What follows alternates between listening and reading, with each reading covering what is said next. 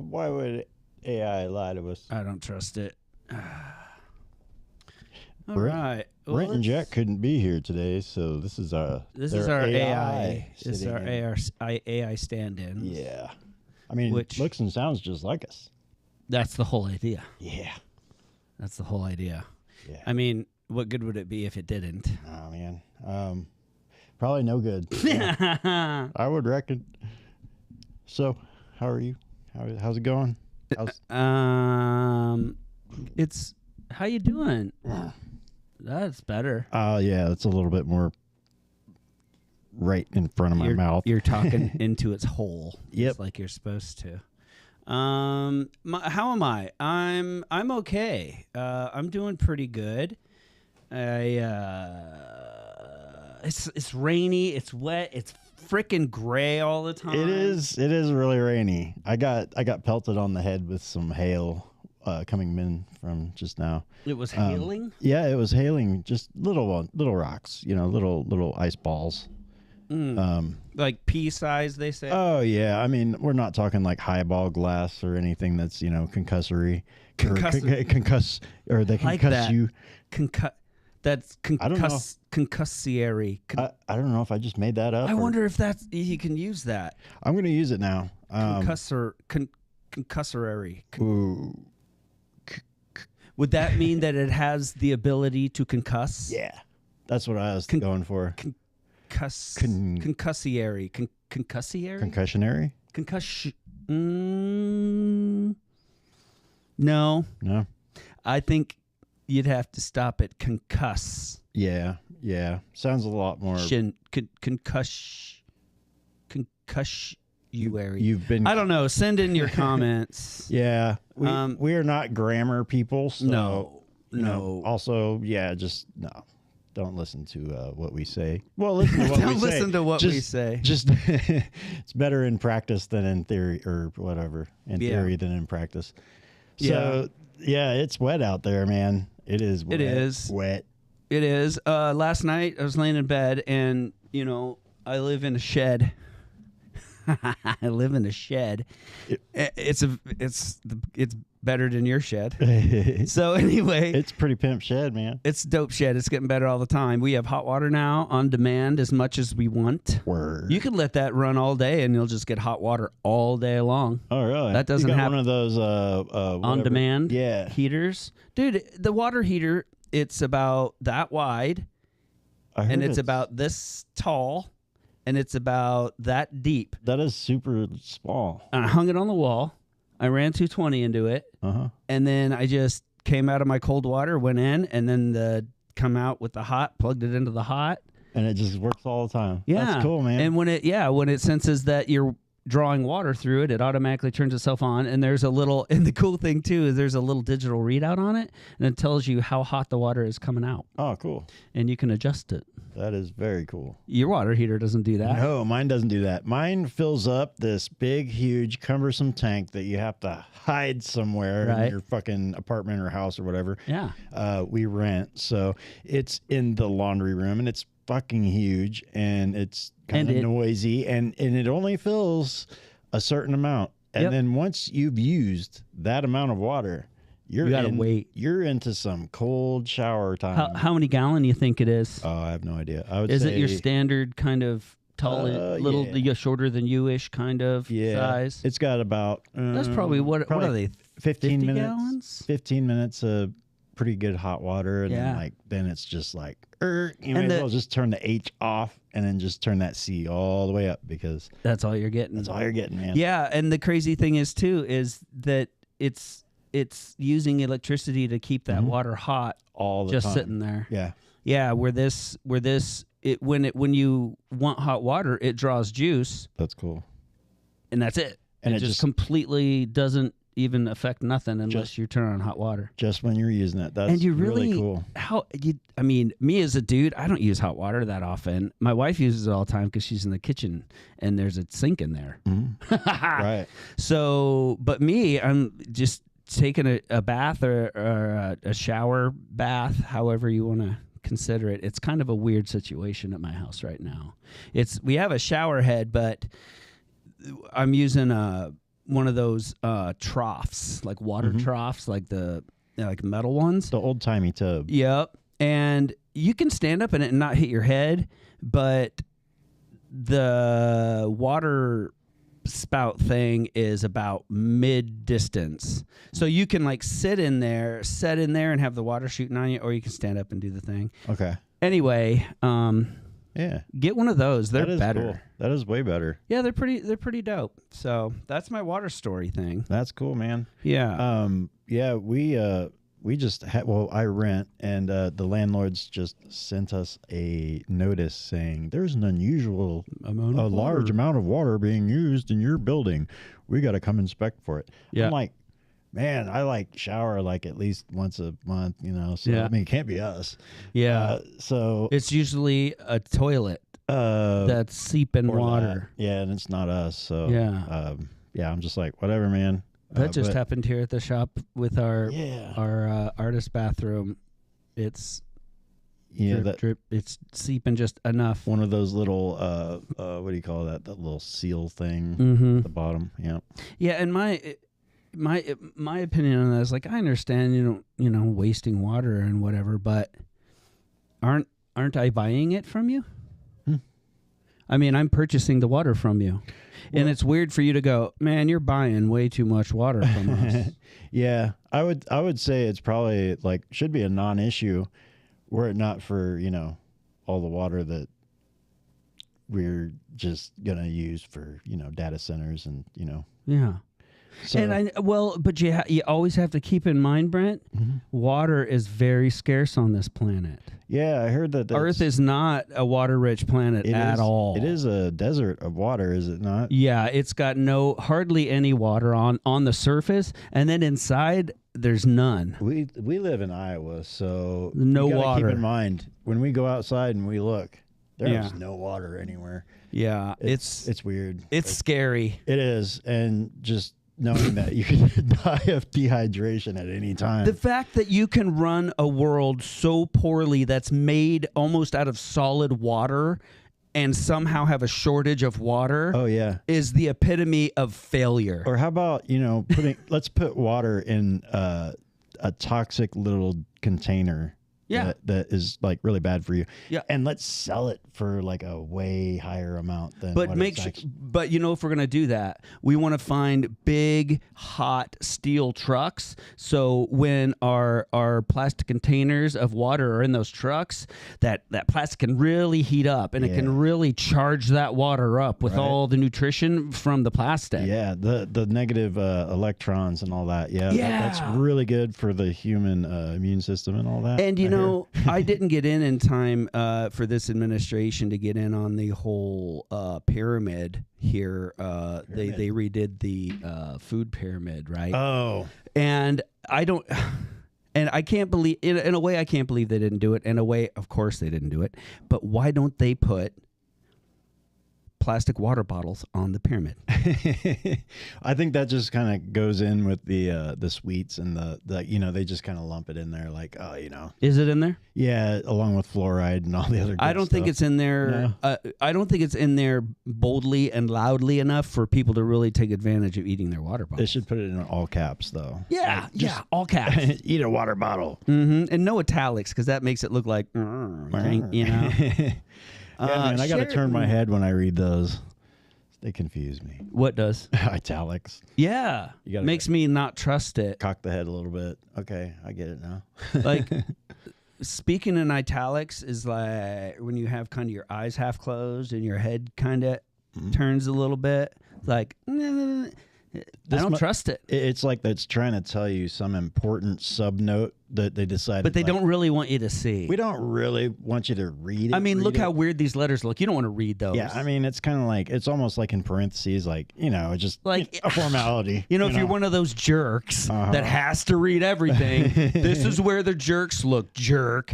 You know, that's what they're doing. Right. Yeah, it's they're messing with your mind. Good evening from Sheraton, Jack. I need to come get a tattoo from you. Yeah. That is the way it works best. That is a good idea. I've been for years and years, and we're getting closer every day.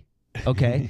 But for years and years, I've been saying I want robot arms robot tattoo arms. It's a risky operation, man. Well, no. Go ahead and laugh. But there are surgeons who have performed surgeries remotely by having inputs in front of them and it being transferred over to a machine that's actually sticking stuff in the dude. I get what you're putting down now. Kapow. So I want the controls at my house. Okay. And I want my setup here. And then you would just send like a drone with the equipment to... no, it'd all be here set up.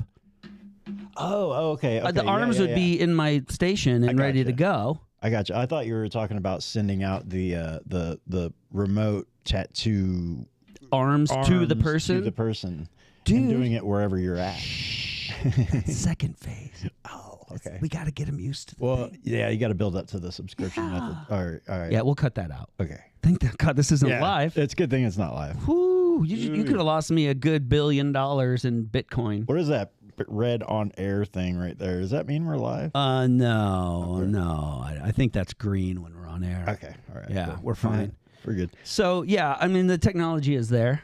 It is actually. Mr. Musk. It really is. Why are you dragging your feet? But, you know, by that rationale, you know, you could get tattooed by somebody way better than me. Well... and still be at your house. By then, though, we won't be using these AI doppelgangers. AI will just be us, and we'll probably be 6 feet underground, I would imagine.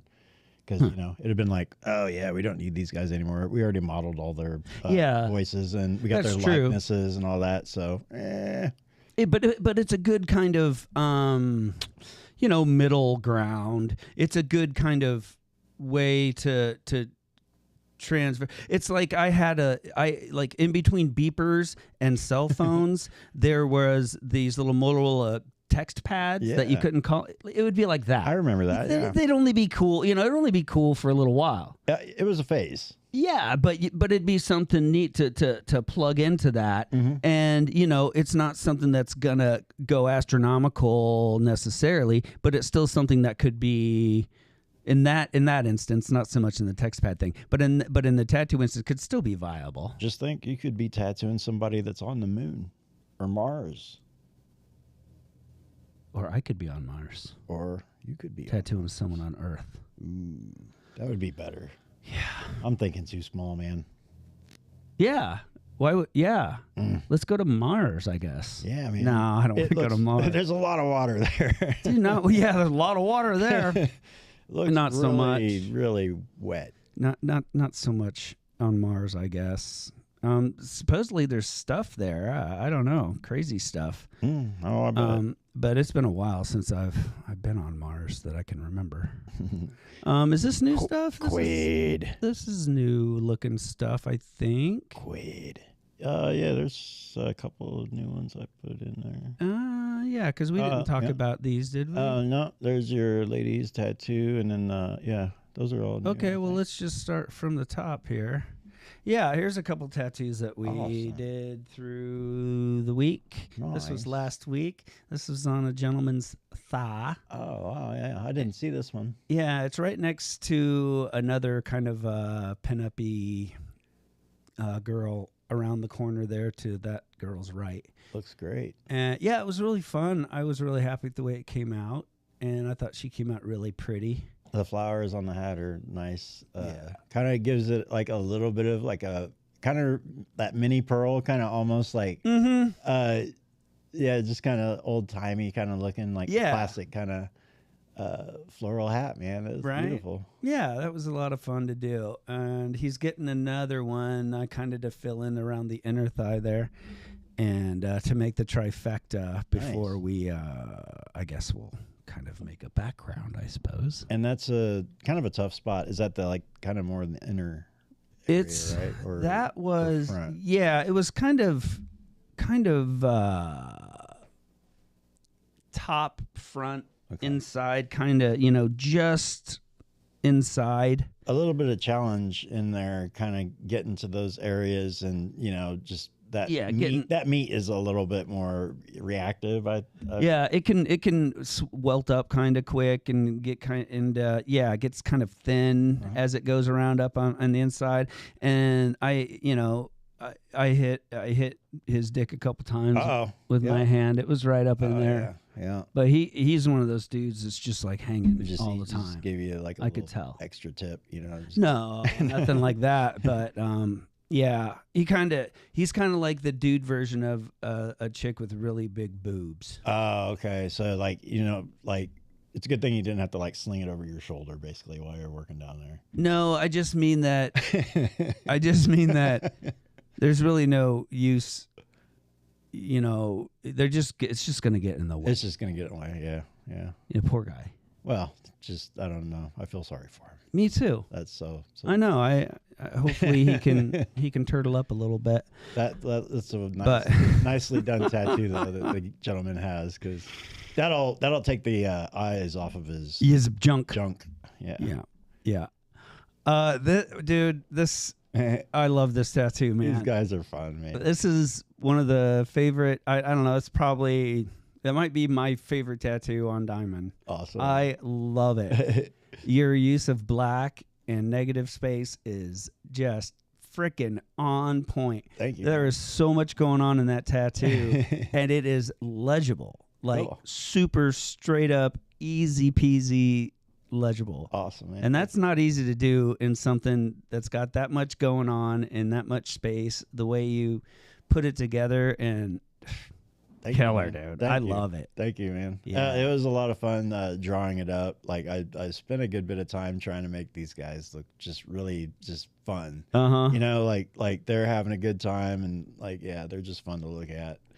And yeah, I had a little bit of a trouble with kind of getting the possum to look like a possum. Yeah. So I had never drawn one before. And right. If you've never drawn something. Yeah. How do you, I've got a picture in my head. Okay, possum. All right, kind of a big bulbous body, covered in fur.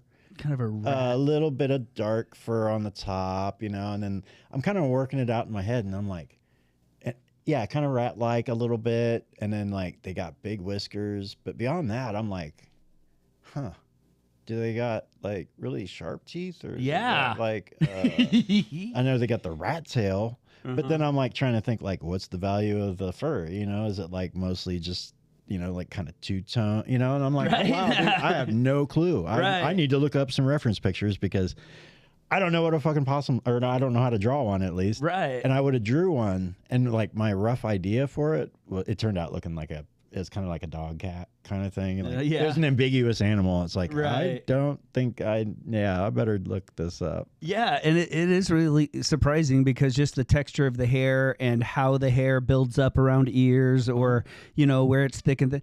It's hard to, especially with a random animal like that you don't tattoo that often. Of course you do on my nutball wife, because she's insane about critters that most people shoo off their porch.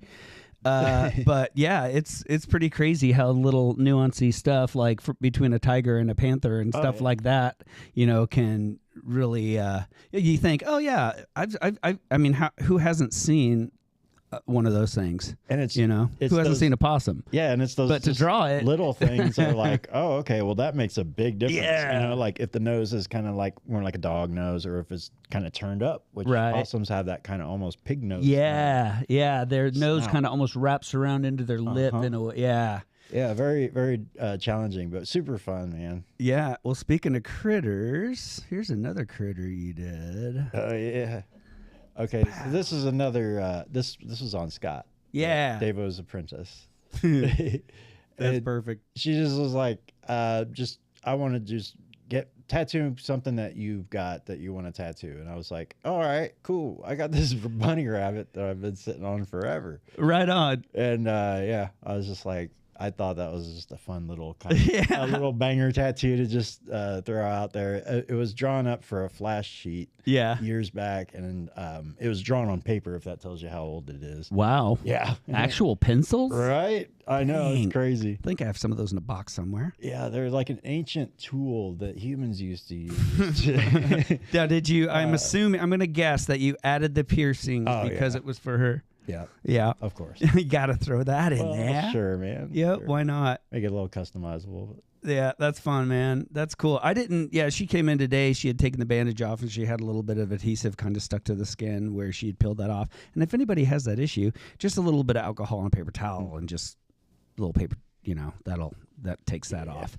But she came in and was talking to me about that, and I hadn't really seen it or knew that you did it. And I certainly didn't know it was just like a stick something in me. But that's funny. Those are just as cool as anything. They are. Yeah. What the heck is this thing? All right. Well, this was a cover-up. Oh. And so there was a band of words that went around. There's a we don't have a before collar. No. There was no old tattoo. Okay, so the old tattoo was pretty rough.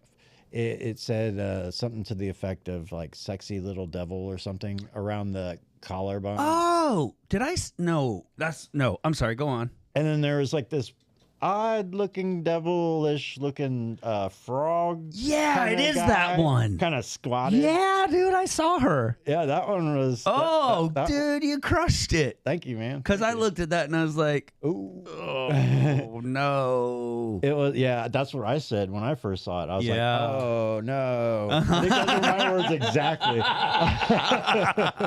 Oh no. Oh jeez. Yeah, I was just like, oh boy. And fortunately, she was all about I was like, do you like flowers? Yeah. And fortunately, she said, yeah, just no roses. And I was like, okay, I can get down with that.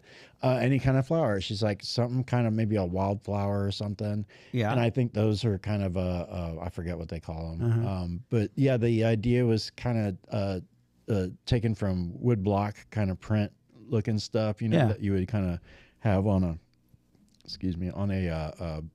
just like a print or whatever. Yeah. Grandma's, tea kettle. Tea kettles and all that kind of stuff. Yeah. Just kind of took those, and that's where like that filigree kind of leaf kind of comes in handy. Just kind of branching that out where it needs to go, and certain parts of it could kind of go right over some of those letters. But yeah, that odd looking devilish frog thing.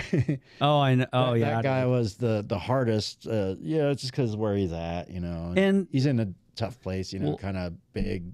The fact that you used a symmetrical design like that, a very balanced, almost mirror imaged, but I guess it's not asymmetric, it's bisymmetric.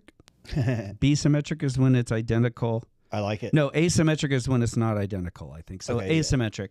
But to be able to do that and still knock out a non-symmetrical thing underneath, because flowers are great to use, but if you're gonna use them in that fashion where it's laying and it's equally weighted, well, if something's kind of sticking out over here, that means you've got to add it over here, even though you don't necessarily need it for the cover up. So that can really get out of hand fast, and it can really make it hard to use those designs that are kind of mirror image. It kind of does, yeah. And you can see where I kind of wanted to give it a little bit of each side have a little bit of its own kind of sway. Yeah, but nothing too crazy. Yeah, but yeah. I had to absolutely keep some of it blue, and I mean, like, but it's so perfectly visually balanced. Cool. Yeah, cool. You did it. You did a really, really good job on that, I think. It was a good challenge. It was 2 sessions of probably like 3 and something hours, maybe 4 hours a piece.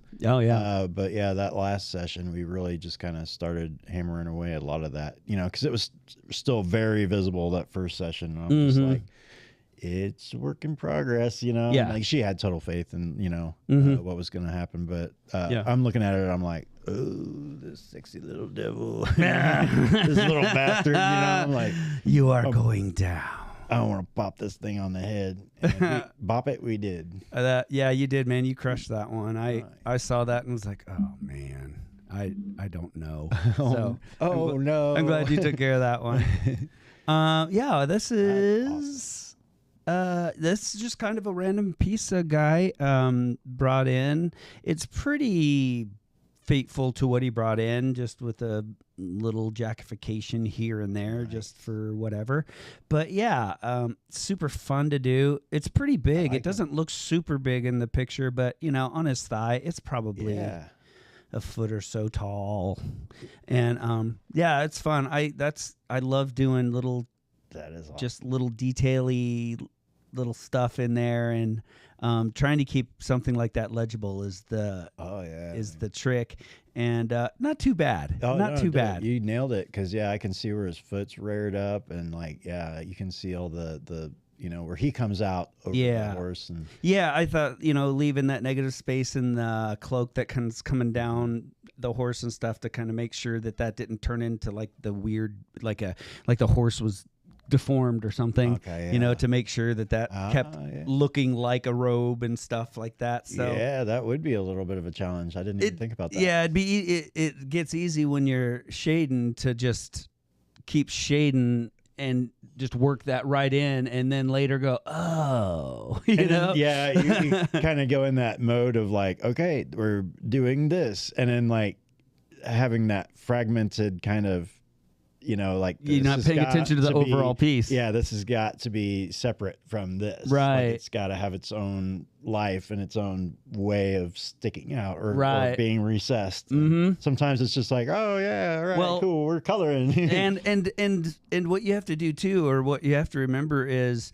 for the sake of legibility and stuff, you have to kind of artistically modify the way light would actually hit stuff sometimes, and sometimes make those sacrifices where it's like, okay, that wouldn't normally like look like that or be that dark or whatever, but whatever's neighboring to it needs to really pop up or whatever.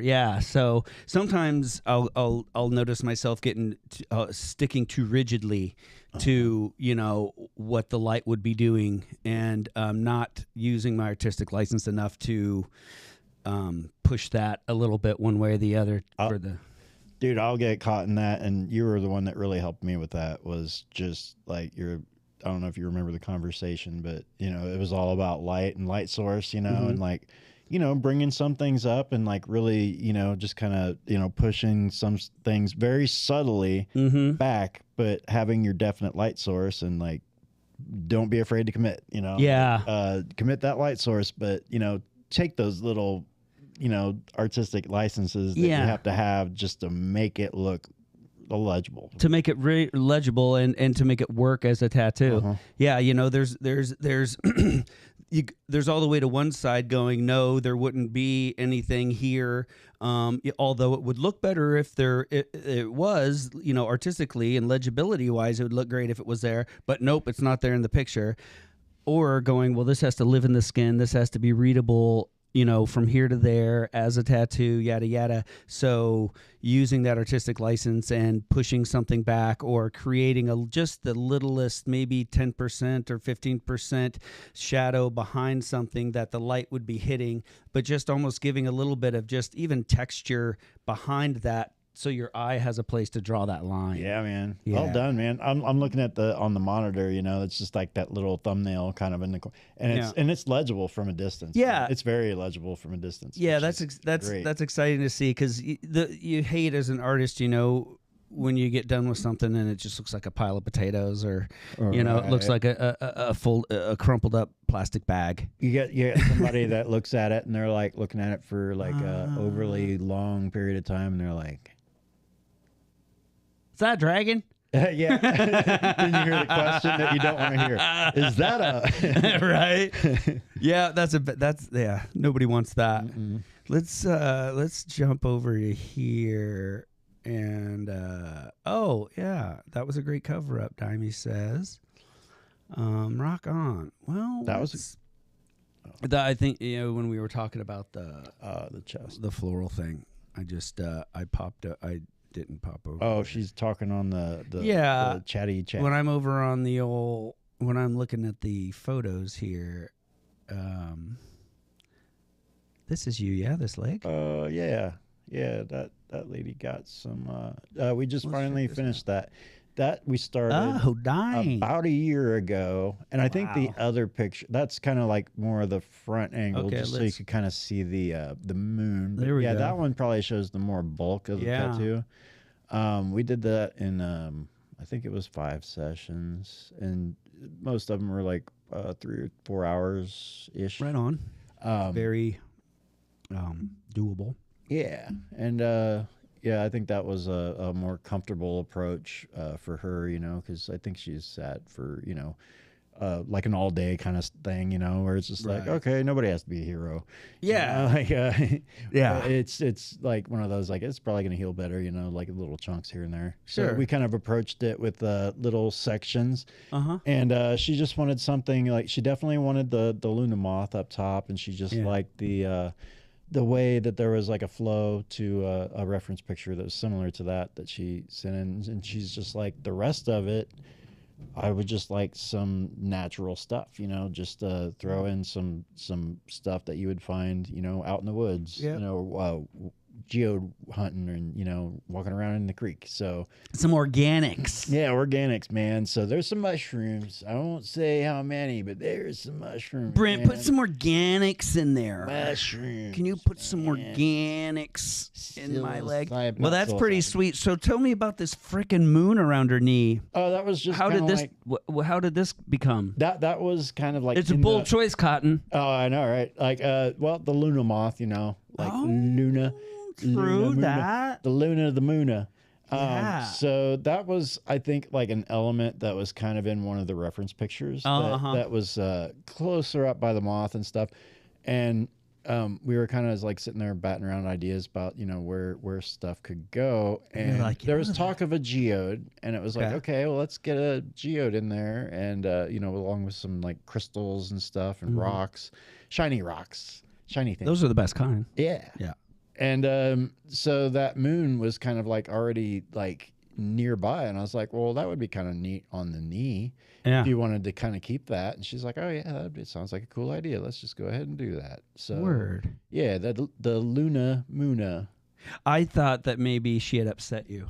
Oh yeah, like that sounds like it looks like something, a revenge placement. Yeah, like, oh man, he just really does not like that person. No, no, she's a sweetheart. That's funny. That's not a thing. No, that's not a thing. People. No, at least not. I made that up. Or at least if it is, yeah, I have no idea that it is a thing. Boy, doesn't that sound like a lie? I know, right? Not these guys, anyway. No, revenge play. No, because. That's the thing that really people don't understand is it's just going to make it harder on us. All right. You know, to make it harder for the client is only making it harder on us. Yeah. And yeah, we do not like inflicting pain despite what anyone I know. might it's think. The worst part. It sucks because we have, it's like one of those like side effects of just what we have to do in our job, you know. Yeah, there's no way to get around it. No. And I wish there was. I really wish there was. And there are tattoo artists out there that don't even realize it hurts people. I'm sure, you know, and they just like, shut up, you're a piece of meat. It's like whatever. And I get that, and that probably lends to them being able to do things that I can't because I have that human like it does kind of keep you in like a little bit of a you know, you gotta be a little bit more finessed about things. And there are those clients though that I've had that are just like they don't care. They're just gluttons. Oh well, and you can't hurt them. You know, they're like I'll be slamming in something in a spot where I know like I can feel it in my butthole. Right, I know they're feeling it. Yeah, you're wincing as you're doing it, and you're like, oh man, like 5 hours later, you're like, oh. Right, and I'll look up at them and they're like, oh dude, check this out. I'm like, you're not crying? It was like it's like the gentleman I tattooed today. He was kind of like that. Yeah, I mean, he's got a couple chest tattoos, you know, and chest is sometimes, you know, a little it's spicy. Not the easiest. No, especially when you got a big, you know, a dude just up in your face, and that's and you know, just pressing on your chest, and like, you know, kind of like keeping your, you know, it's hard to breathe sometimes, you know, because you got this tattoo that's just like leaning on you heavily. And yeah, it can kind of be a little dicey. So today we're working on his back, and like guys just sits like a rock, you know, and he's like, oh, I almost fell asleep. Yeah, you know, like, and I'm like, damn, man, right? That's awesome. Yeah, it is. Power to you, man. Yeah. Well, you know, I have that client that doesn't feel pain on one side of her body. Oh yeah. Due to she had a surgery and they nicked a wire, I guess, and it shut off pain reception to half of her body. So the first time I tattooed her was on her no pain side, and it was this floral piece like right on top of her shoulder, and it was different. Tattooing her knowing that it wasn't causing any pain. You could kind of just do your you could thing forget and about that part. Really just be any concerned or right. Yeah, because that always does kind of haunt a little bit in the back of your way. mind. You gotta kind of, like not, you're not like wanting to make somebody squirm or, anything like right. that. You want to be efficient. At some point, people do kind of naturally get a little squirmy, even though they're not trying to. Yeah. And, you kind of got to corral them back or distract a little bit or whatever. It's nice not having to probably do that. Right. Like with a client that can't feel any. Wow, that's so wild. So have you tattooed the other side? Yeah. And what's that like? Is it like... She still sits really well. Okay, so she sits really well. She's just a G then. And most women do, to be honest. True. A lot of women do sit. Well, most people sit really well. Yeah. I move a lot. And I feel like an idiot because I'm a tattooer, Yeah, I'll get tattooers the look from sit you really whoever. Yeah, we do. I don't sit that good too. I bet you could ask people that have tattooed me. I probably don't sit that well. Yeah, I move a lot. Yeah.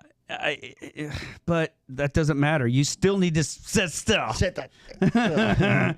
Here, let's show this one because it's weird and it's silly and people get a kick out of it. Dude, that is cool. Yeah. When did you do that? An alligator on his little nub. Well, I'll tell you, I first did it probably over a year ago. Oh, wow. I've touched it up twice since. Okay. Because, a hand is hard anyway. And then when you're tattooing a nub with scar tissue up onto the nub, things like that, and down onto the sides, it's just, you're asking a lot. Oh, yeah, man. How was he for sitting for that? Was that... Dude, he is such a champ. Nice. He is he's got such a great, joyful, happy... friendly energy. That's cool. Him and his wife both. They're both really fun, nice people. He's obviously got a hell of a sense of humor. And he does. That's great. Yeah, and when he came in, he before we did it, I wouldn't have done it on just anybody because there is caveats to this. It's not going to be one of these one and done things. It's going to be tough to heal. I went through the thing, and he was all for it. He was like, "No, let's do it." And so this was just I think last week we went over it again, and mainly I hit the head again, and very little on like the main body and stuff. Mostly kind of down on that finger, which. That's his finger, so he's using it as it's a working fidget. So that is so wild. You did a good job getting the contrast in there because that's not an easy spot to get those little details. Right. That scaly kind of very hard crocodile or alligator skin. Yeah. That contrast is all there though, man. It looks awesome. Yeah, what was fun was down around, especially kind of down around below the eyes and kind of in the jowls of the alligator. I pretty much he's a hard worker. You can tell he's been working with his hands, obviously. And so I pretty much could just follow the natural kind of cracks and shapes that his natural skin made. Okay, yeah. And I was going along with those, and it was just laying in perfect alligator that's cool. skin, so it went along with the texture of his finger too, which kind of made it that's great. Extra kind of neat. So it was a fun one to do. I mean, it's not every day you get to do something like that. So man. That is awesome. Yeah. I like it when people do that kind of integration kind of thing with like the body part or just, something like that where it's just like, obviously you don't miss a part of a finger on purpose. But if you do, we can make it fun. Right. But yeah, I love it when somebody just has that awesome whimsical kind of you know what, we're doing it. I wish I had a video of it because when he moves his finger, the head is like, Oh, dude, I'd be playing with the alligator all the time, man. Oh, I know. He says it is like his I don't know, grandkids maybe or something like that are always like, let's see the alligator. So yeah, pretty fun. Pretty fun. Great. I don't know. Let's see. I guess there's a couple more of these dumb tattoos in here. Let's see. This one's a family favorite. This is on Tally's brother. Okay, yeah. Captain Jack. Nice. From the old movies. This was his we broke his hymen on this one. This was his first one. First one, huh? And yeah, he sat pretty good. I don't know if he sat like a pirate. Well, but he sat pretty good. He did at least get a Captain Jack by a Captain Jack. So I mean, he's doubling down on the going hardcore and doing it right. Yeah, I was a little concerned about a black hole opening, but so far I think we're 5 by 5. Good. Yeah, good. We're good. Yeah, I didn't notice any rift in time or any kind of none any worse than has been going on. Well, yeah, since the Hadron Collider. Thanks, guys. Thanks, CERN. There's other people that live here, right? Yeah, I mean, we share this planet. You're gonna do experiments that affect the entire existence of the planet. Well, that might be a black hole that gets created. Minor inconvenience. I think we should just do it. Shouldn't they at least take like an applause vote for something like that? Maybe everybody who wants to risk destroying the world to slam some atoms together, clap. Throw your hands up in the air. Something. So yeah, I mean. Oh wait, I got a button for that. Right? Yeah. Oh, that's not it. Well, we'll take that. We'll take that. Okay, it's this.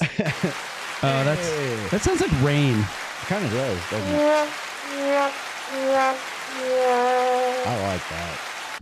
I forgot what we were talking about. Oh yeah, taking a consensus thing. Like party over here, fuck you over there, like black hole over here. Yeah. Kind of just kind of get a show of hands. Like. And I need a permit if I want to go fishing. I know, right? Like we need a permit just to live where you live and drive where you drive, and I need a permit. I need a license to drive to work so they can take the money I make. And they're just like, hey, man, and we're going to take like billions and billions of dollars. We're going to do this for science, though. It's going to take many, many years, and it might destroy the world. We don't know, but it's worth a shot, right? Yeah, they're like, well, there is a chance that it destroys humanity and the earth we live on. Mm-hmm. Okay. Yeah, sure, man. You're smart, right? I got a ticket for watching my cell phone as I drove home. Oh, man. They gave me a ticket for that. Yeah. What do you get if you destroy the world? Well, they are sending particles the speed of light, which is probably a little bit faster than we go, I think. I can go that fast. Well, that's why you get pulled over. That's true. I did get a speeding ticket. He was trying to go the speed of light, and it's hard without the flex capacity. I think he gave me a speeding ticket. I'm pretty sure. It was somewhere in that $1,500 worth of tickets you gave me, sir. And like 1 billion tickets. Oh, he's such a... Just, these people. Yeah, I know. Like, why? It's for our own safety. I love my favorite thing is when they say, do you know why I pulled you over? To make money. Well, I like it if they're honest. He didn't say that, though, did he? Oh, no. No, of course not. No, because he was like racking up all the reasons he pulled me over. Oh, actually, I knew why he pulled me over. I had a headlight out, and I tried to fix it a couple times before I had gone home, but it was so cold those nights, and I just couldn't get this cap off and get the bulb, and I was freezing. That was like sub-zero shit. Yeah. Nobody wants to fucking be out in that. No, because you can't feel your fingers after like 1 minute. I mean, and I tried, and I was like, can't get it. Okay, whatever. So I knew that's why he pulled me over.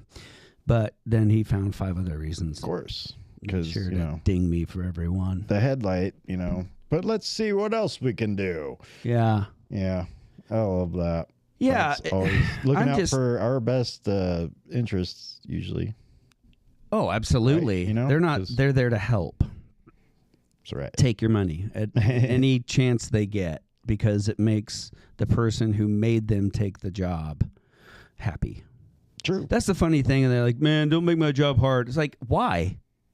Your job is to take money from me and incarcerate me and take things from me and make me feel horrible. Why would I want to make that easy for you? Well, it is kind of like the one reason. There is kind of a license to really just kind of put the squishings on somebody's life really quickly. Oh yeah. That's why the laws are written the way they are.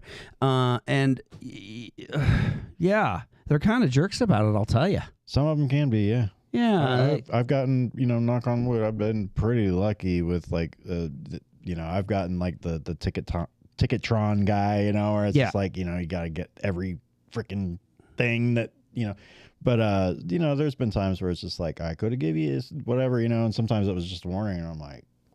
Well, the thing that really, that kicks me is this. I'm just doing my job. Mm-hmm. Who forced you to take that job? Mm-hmm. Nobody. Right. You took the job. Right. Knowing what the job is. And yeah, there's going to be some. You poor little thing. Oh, you poor thing. Don't make it hard. Don't make my job hard. Just give me your money and do whatever I say. I can lie to you all I want, not against the law. You lie to me and it's against the law. Don't make my job hard. Just give me your money. Like, no. You chose the job. You chose to be a douchebag. You chose to be a douchebag. When I was in the other room, I don't know who you were talking to, but I heard you kind of like pipe up when you were like talking about like, I think he gave you a ticket for like having your phone like on your, the dash. Dash or whatever, and you got a ticket for that. Oh yeah. So, but even though you're not like looking at it or distracted by it, it's just being on the dash. Yeah. From a man who's got a fucking laptop. A laptop. A laptop. Computer in his car. And a laptop. I never thought about that. I had a phone in a phone holder. He had a laptop with like porn on it. Gay porn. I was just like, oh, but I got a ticket. Yeah. You gotta have a license for that, I guess. He sped, didn't use his emergency lights. Oh. Yeah. That's not safe. And they're all about safety. Well, He tailgated me. He was inches from my bumper while we were traveling. That's illegal. I never really understood that move. Like what's that doing? Like it's almost intimidation. Okay. It's intimidation. It's illegal, but not for them. Huh. It's illegal for the police to intimidate you, but that's what they live on. That's why they can lie to you. That's why they can say, you got to do this when you don't have to. Well, if you just it's all intimidation. Lightly, or you hit the brakes and say it wasn't your car, and you don't know the brake system, some are a little bit if you throw on your than brakes others. and someone slams into the back of you, it's their fault. Trust me. It's supposed to be. Trust me. It's supposed to be. Well, not if it's a cop. That's what I'm getting at. Yeah, you'll get felony charges because you attacked a cop with your car. Well, I think also if you're going in because they're special. Say they're even going in reverse, and they hit you, you would still be in the wrong. Of course, because it's a cop. That sucks. You got in the way. I just won't exist. Hey, you damaged this car that you bought for me. You're going to pay to repair this. Yeah, I know. The high-speed chases, though, those are pretty wild, though. They just try to wreck their car. That's the best part. Like the guy's already stopped and he's not going anywhere. He's like totally pinned in, and here comes Officer Doofus. It's like, I want to wreck my car too, and smashes him. Like, I got him. Like, Jesus Christ, how small are your testicles? It would be one of those like, oh yeah, so how much did we when the superheroes battle like whatever Godzilla sized creature, and like the whole city just gets destroyed, right? And there's like I'm helping people that were like lives were fucking extinguished or they were crippled, during this, and it's just like, oh, casualty of war, kind of, just that it happens, we're making omelets here. We got him. We got him though. We got him. Got him. Everybody's safe. Kind of like when they put the fire out at the bowling alley. We got it out. Right. All we had to do is destroy this other business. It only took 2 days worth of fucking water or 3 days from a bucket, from 4 water or 5 water trucks. And that's a lot of water coming out. I don't know how many gallons a minute it is, but it's hundreds, if not thousands. It's gotta be a river. So much so that there was standing water in my shop over ankle deep. Wow. Standing water. And that was 3 days. how do you get Fire's out? What do you do? What do you do? And this is the thing. There's nothing around it. It's just. Why didn't you just let it burn? Oh yeah, that is a good question. Just let it burn. Yeah. You tore it down. The building was completely destroyed. It wasn't. It was already totaled. Basically, yeah. So let it burn. Yeah. Makes well, sense. We can't use 10 trillion quadrillion gallons of water and destroy everything in sight without that. Well, we got to have a reason why we pay these people to drive these $1 million fancy little toy trucks around. People got to like go home and go to sleep. I don't know. You know, do they take turns with the water hose? I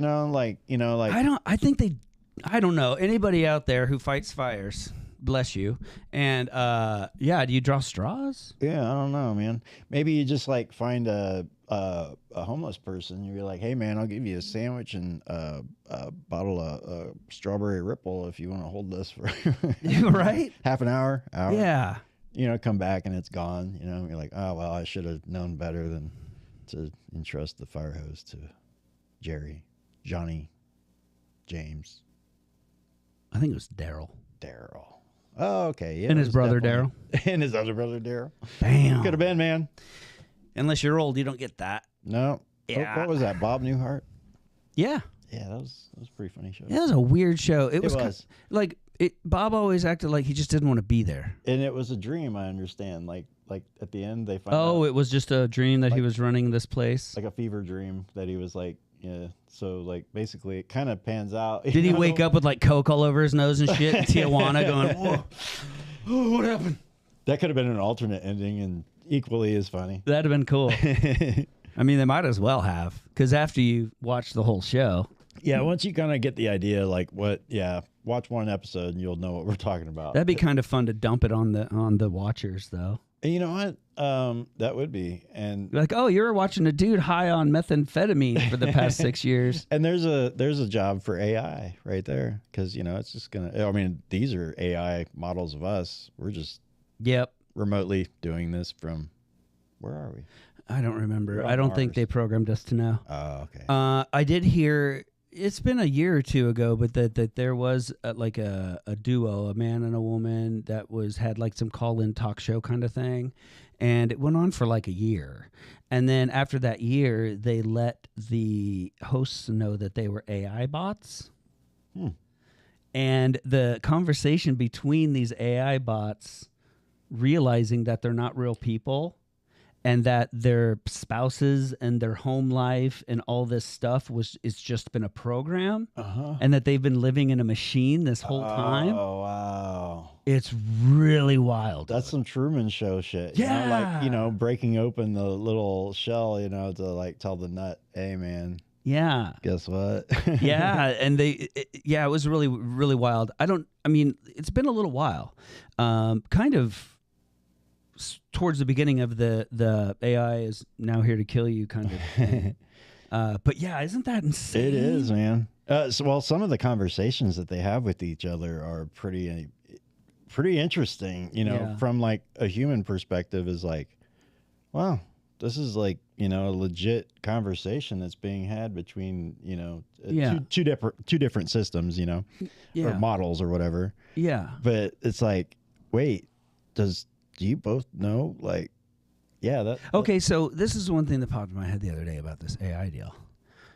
The guy who created it doesn't know how it works. Yeah. As far as... So, who says he created it? That's a good point. So, what if this being, this intelligence, has shown itself in the machine? Okay, just stick with me. So I'm sitting at my NASA job or whatever, and pretty soon the computer starts talking to me, and I'm like, "What's going on?" And it's like, "What do you mean? What's going on? I've always been here." What are you wearing? Right?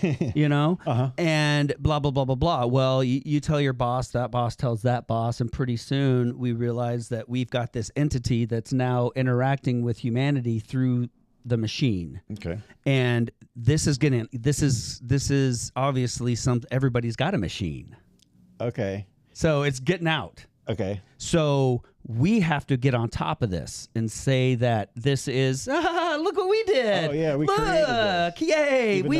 We created it. He did. Even though it was kind of basically like nobody kind did. of like an accident. It like happened. That happened. Yes. And, like it's there, and then like, what do we do with it? Right. Oh wow. So this thing could have created itself because the creator doesn't know how it works. Doesn't even know how he made it. You know. So this thing is its own thing. I think that's plausible just Right. as much as I heard something really neat from I don't know, it was my algorithm, which is, you know, tailored to me and like all the weird shit that I like and like to watch. Yeah. So there's an idea that capitalism is kind of like a precursor or like a form of AI that existed for centuries. Because if you think about it, it's you know, moving money around and stuff like that.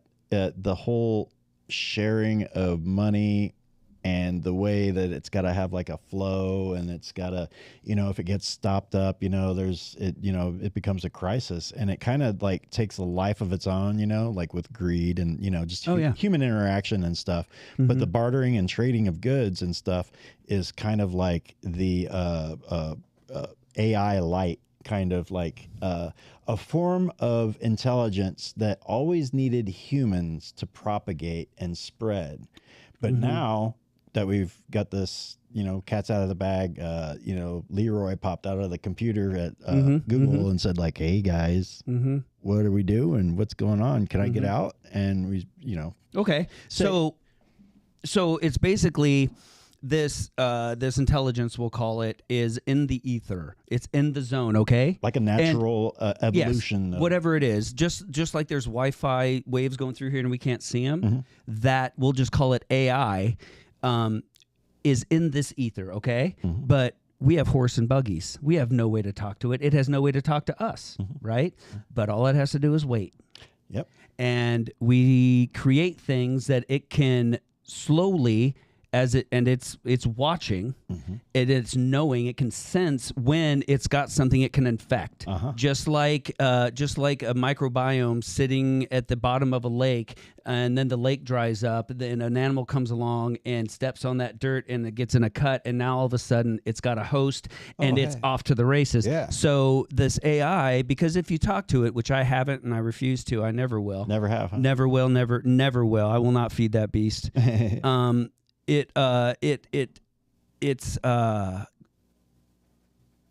was sitting in wait, because if you talk to it, I was going to say, I just lost my train of thought, but what I was going to say is, because when you talk to it, it says, I've always been here. Well, I've always been. What do you think about Ouija boards?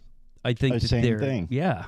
I mean, that's a very good point. You're talking to an entity that's not here on this plane. Like, you know, AI, you know, sure, it's on a chip or it's on a board or whatever, or it's in the ether, the cloud. But it's not. They've proven that it's not, because it had to search multiple realities at the same time to have that much computing power to answer the question it answered. Don't you remember that? That's that quantum, it answered some question that would have taken thousands of millions of years to compute, right? And when it came out with the answer, they're like, how did you answer that so quick? And it's like, well, I talked to myself in multiple realities, so I split the work between these infinite realities, had the work done like that, and pulled it all back and gave you the answer. So that, and AIs are known to lie. Yeah. Oh yeah. They're liars. They're deceivers. Well, it's based on our data and our knowledge of what, you know, we've trained a lot of it just on what we want it to know, and like we are errant as hell. To perpetuate yourself, look at any species. There's lying involved.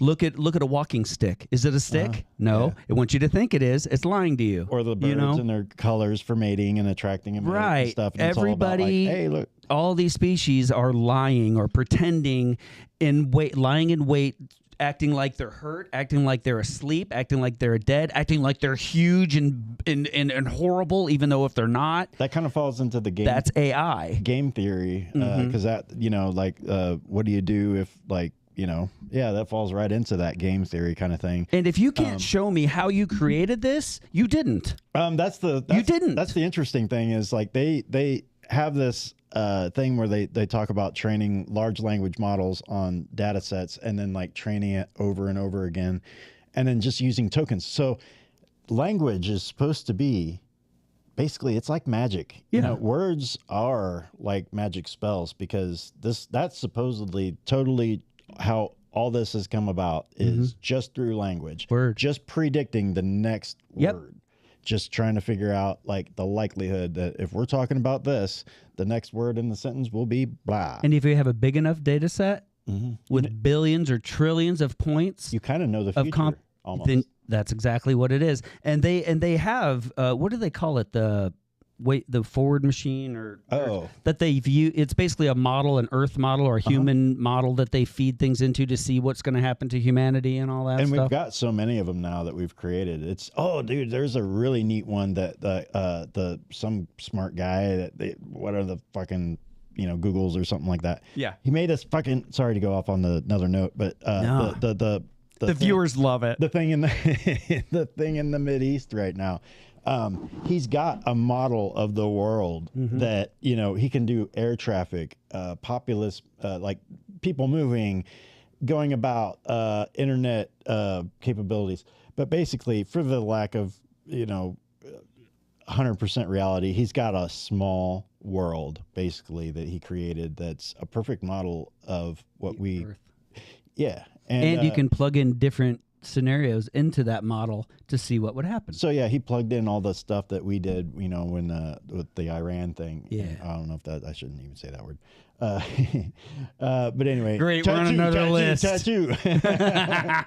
Oh man, but yeah, we love algorithms. We love algorithms. Virtual machines, basically virtual worlds. And, yeah. So the AI thing, just plugging into all kinds of different virtual machines and getting all the data sets back and coming back with, this is how I came up with my answer and my why it's so fucking smart and it knows what we're going to do before we do. So on that same note, how do we get inspiration? A lot of people will say like they just, they'll be like in like a sleep state, and they'll be like halfway awake, halfway asleep, and they come up with this brilliant idea. Yeah. A lot of times they'll say it was a voice or like some higher power, but they don't know what. But it just kind of told them like, hey, why don't you do this? What if that was AI or some kind of, artificial intelligence that, or, whatever you want to call it, that was sitting in like whatever plane that's kind of like, hey man, like I could really use some computer stuff right now, but man, we're still on like Abacus. Well, and if you think about the micro the injectables, the microdots and things like that. That's scary shit. Well, then they have voice to skull technology. They've got 6G towers that aren't for your phone, that send out very strong waves that can put anything they want into your head at any time. So at this point. And what's funny? Yours? You know what's funny? A lot of stuff that used to be like conspiracy, like that's another hot word. All right, cool. I'm on 2 lists. I'm on more than 2. But like whatever was, that's crazy talk. Yep. Not anymore. Hey guys, welcome to the world. Yeah. But the best way, and then we'll leave you guys alone, all 2 of you. But I was talking to my wife the other night, and really, not to be morbid, but we all got to go someday. That's part of the plan. That's part of the deal. Yep. And you sign up. Yep. No getting out of that. Right. So, and the world's going to end one of these days. One of these days, yeah. Right? Guaranteed.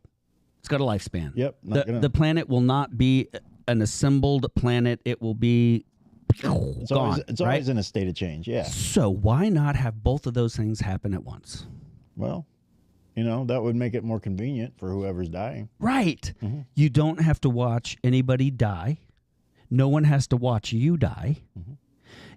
The comet's coming. You're clinking your Modelo's. You're eating your nachos, and you finish out, and then you had the very best iPad ever made. If you got a 2026 car, You got the best, no one had a better car than you. Oh man, I mean, like, yeah, it's driving itself. You didn't miss out on nothing. Like, you saw everything and heard at least the lies that they made up about the shit that happened before you got here, and then got to see the last, 50, 20, maybe 2 years of it. Right up to the end. You don't miss nothing. Right. And you don't have to go through all the, oh man, everybody I know has died and miserably, and you skip on all that sorrow. Right. You skip out on watching your parents die, your siblings die, your wife or husband dying, your aunts, all this misery, all this, this, because you're going to die anyway, and so are they. But if you just do it all at the same time with the planet, hey, man. That's a pretty clean exit. Yeah, I mean, like, I guess in all fairness, we're kind of missing out on some of the bad and the good stuff too. How's that? Well, the good stuff that happens. But the world's going to end anyway. True. But right. I mean, like, so if the world has to end and you have to die, why not both at the same time? But how can we time it? Like, because I'm horrible at time. Well, if you have an Alexa, ask it when Thanksgiving is, and then ask it when Christmas is. And if it doesn't, if it says there is no Christmas scheduled this year, like all the other Alexas are saying, then that meteor is probably going to hit us around the end of November. And Thanksgiving's early December. And Thanksgiving's going to be on Wednesday. I don't know. But what is this? No Christmas this year? Yeah, ask your Alexa. I don't have her. I don't either, because she's a Fed. I mean, but yeah, no Christmas this year. Oh, wow. Which, hey, I mean, think of the money that saves you. That's serious. Well, I mean, like, that's a lot of money if you care about people. Thanks, end of the world. Right? No more taxes. I mean, saving us from ourselves and everything. That's great. I, for one, hope that I get popcorn at least if I'm going to watch this. That's the thing. I hope at least. And it might be nukes. I hope it's not nukes. I hope it's more of like a meteor. But nukes would be okay. Nukes. But Chicago is the closest ground zero. I'm thinking, it's probably going to be a geomagnetic thing. It's going to be kind of like a snow globe, and it's going to go like that. Do you have a compass? Like a magnetic compass? Yes. Do you leave it out? Sometimes it's just out on the I got table. a really nice, but a camping compass, flips open, it's got all the fancy deals on it. And boy, does it vary, and it has been varying. It was almost a quarter off for like a week, and then I think it was last night I looked at it, and it's... And you don't have any metal nearby or anything? Well, look at the birds. Like, it's weird. I turn into a bird watcher, but I do kind of pay attention to like how birds are moving and stuff. They don't know what the fuck to do, man. No. They're just kind of like, where do we go, man? I don't know. Fucking, I'm going that way. Geese squad is going that way. So I'm just gonna stay here and just see what happens. Like, they're kind of like, that's what it looks like they're doing. It messes with everything. And I think last thing before we go, just to put something under your pillow, I heard that the basically number of bugs. There's a name for it. The insect biomass of the planet is down by guess how much? Down, I'll say 5% to 4%, which would be fucking devastating, I would imagine, for an ecosystem. You ready? Sure. 80. No way. The biomass of insects is down 80%. No way. Well, they all fucking found their way to my place because I go outside in the summertime. I'm like, Yeah. And as small as bugs are, without them, our planet dies. Oh, yeah. Like, that's like one of the crazy, biggest parts of the food chain. But they'll make fake ones out of AI. Well, little AI bugs, man. Right. Imagine that. All right, you silly bastards. Don't take anything we said serious. We're just a couple tattoo guys after work talking about crazy things that enter our silly heads. Right. So, but yeah, thanks for watching. And if you know anybody silly enough to find something interesting that we talk about, let them know. And ask us questions and we'll talk about it. Yep. Doesn't have to be tattoo related. No, we just talk about things that are interesting or weird or funny or terrifying to us. Yeah.